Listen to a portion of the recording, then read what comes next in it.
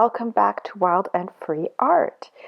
Today I am going to share with you the first part of making a new journal using a plastic bag for my cover. So the first thing you need is a plastic bag and a piece of extra clear plastic. In this video I am using one of those clear plastic sleeves, cut in half, and you'll need an iron set to about medium-high heat, no steam, no vapor, nothing. And you're going to also need some greaseproof paper or other paper to use in between so that you can iron on top of it. Now, the way I've done this is first I ironed just the plastic bag on its own. It will shrink, so because I wasn't quite sure how big it was going to be, I decided to shrink it first and then add the backing to it.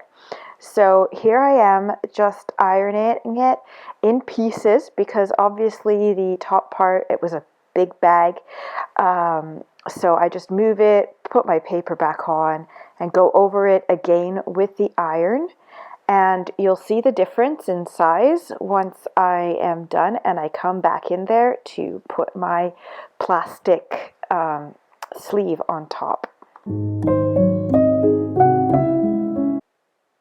Here I am back putting on my plastic sleeve. You can see now how the bag has shrunk. It basically almost fits under one sheet of the greaseproof paper.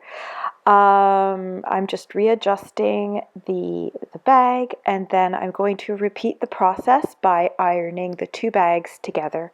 This will give the cover some extra strength and provide somewhere to, a layer in between to glue then the paper that I'm going to use as backing paper and the inside of my cover. So again, putting the greaseproof paper back on there and ironing it on medium-high heat. You'll have to kind of play with this a little bit because it depends on the type of plastic the bag is made. Some of them are very sensitive and will shrink right away. Others might need a little bit higher heat. So maybe do a little test run first before you do your final.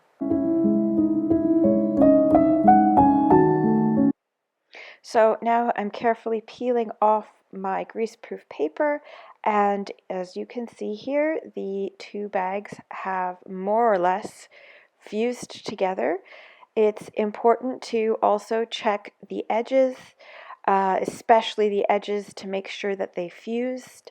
As you can see here, they haven't quite fused, so what I've decided to do is fold down the top piece and then iron it back together again, just to make sure that everything sticks down properly.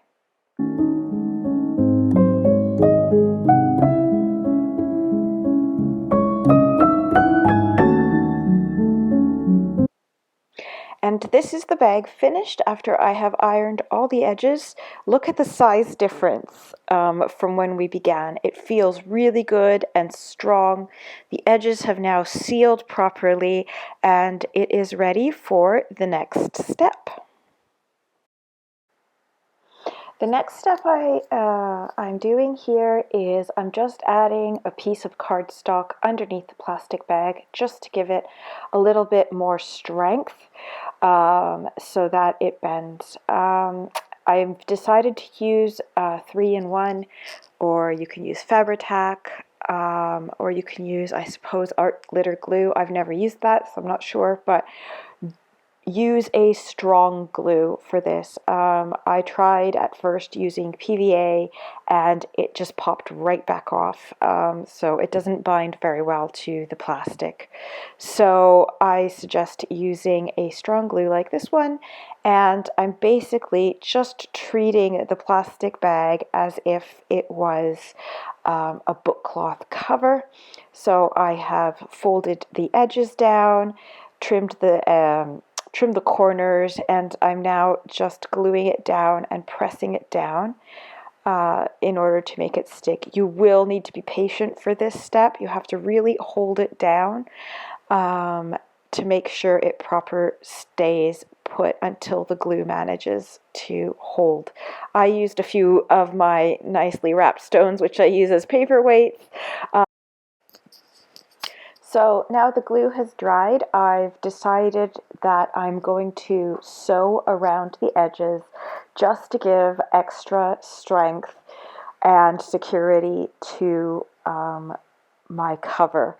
I'm not 100% convinced that the glue won't pull up, so I've decided to sew. Now I'm doing it with hand stitching because my sewing machine is being a bit weird right now and I need to sit down and actually try and figure out what's wrong with it. I think it's probably the tension. Or I tried to wind my own bobbin and I did it wrong. I'm not sure, but ever since I tried to do that, it hasn't worked properly. So it's just much easier and a lot less frustrating for me to sew by hand. So I'm just going to quickly stitch around the edge by hand, and just to make sure I keep it somewhat neat, I am using a pencil to draw a straight line on either side of the cover so I can follow it with my needle.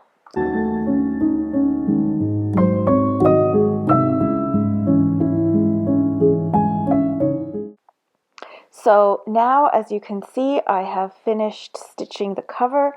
I just used a back stitch for the cover and I'm just testing it out now and making sure that my signatures will fit. Obviously, as you can see, they haven't been cut down to size, but I'm just making sure I have the right width, and it's helping me to get an idea of how to finish decorating the cover. So I'm just going to be playing around with some ideas and layout to try and figure out the best kind of way that I want to decorate my cover here.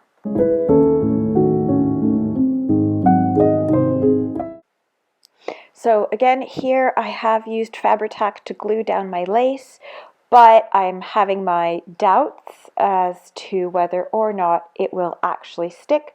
So I've decided to give a quick sew down the edge just to add a little bit of extra security.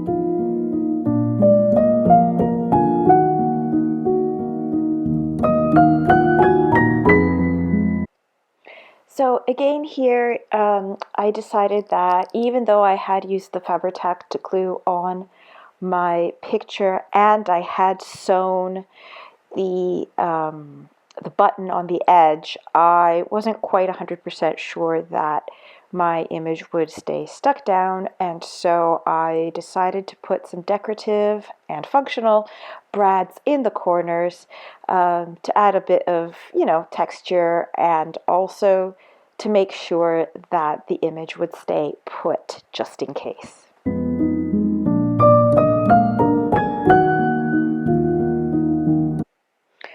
Now that I've finished, for now, the outside of the cover, I want to start working on the inside.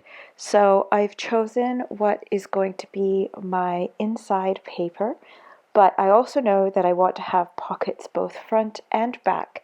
So I'm going to be choosing a little piece of lace that is big enough to go and be used as a pocket. And again, I am going to glue it down, but for extra security, I'm going to stitch it down with some lovely pink thread that matches it perfectly. But before that, I decided to think about my closure properly and decide how I wanted to make that work. So I did a little bit of a test run and then decided how and where I wanted my lace to be glued under my end papers so that I didn't have to poke any holes through anything and then ruin my cover. So here I am just experimenting with how I'm going to do the closure and then gluing the lace down underneath before I put in my end papers.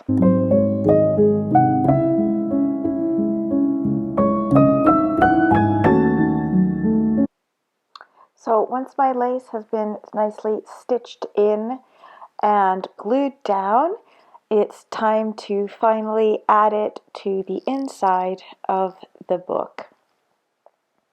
And again, I've decided to go for Fabri-Tac, but I haven't decided to sew anything in yet because I know I'm going to be sewing in the signatures, and that should hopefully allow it to stay stuck down more.